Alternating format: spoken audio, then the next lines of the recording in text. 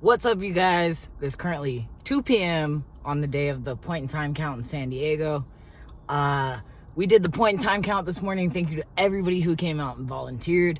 And also, we opened the new Alliance Shelter by NAMI this morning. And so it's been a crazy busy day. And I know that some of you are going to comment that I should be asleep right now because I've been up since 3:30. But I've been meaning to make this video for a while, and I am exhausted enough that it's just going to be raw, and I'm going to tell you guys.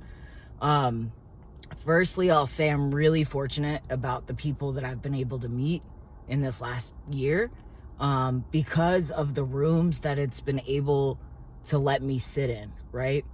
And so, I don't know if you guys remember, right after January 6th, there was an alert that went out that they thought the Capitol building had been set on fire. And so they evacuated the Capitol building. And it was like the week after January 6th, right? And so it was like panic, panic, panic. But all of the news reports came back and said, false alarm, right? False alarm. It was just a homeless person's stuff who was on fire, right? And you can Google this now, right? False alarm, Capitol building fire.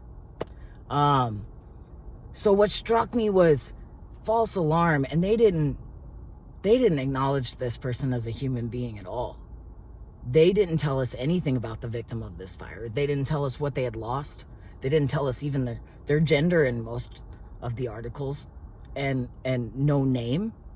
And they called it a false alarm, although one person's, at the very least, belongings were destroyed by a fire.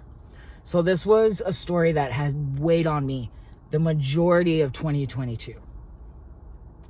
Because of the rooms that I'm able to sit in today, I met somebody this year who I mentioned that story to.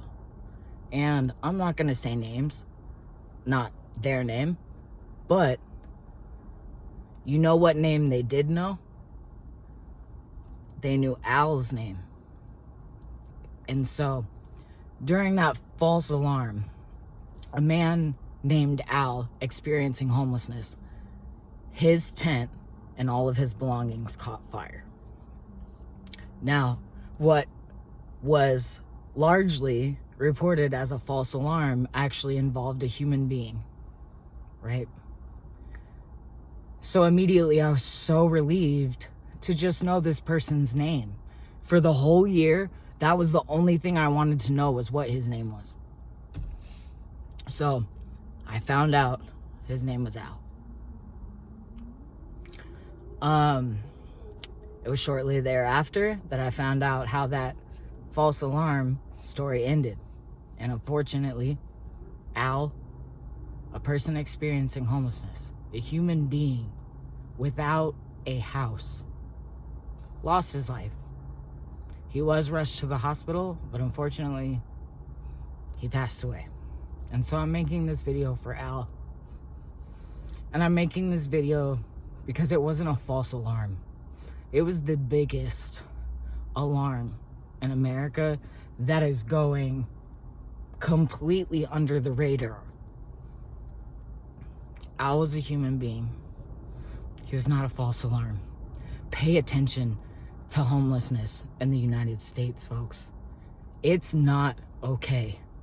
There is not enough housing for all of us. Thank you if you watched till the end of the video. Rest in peace, Al.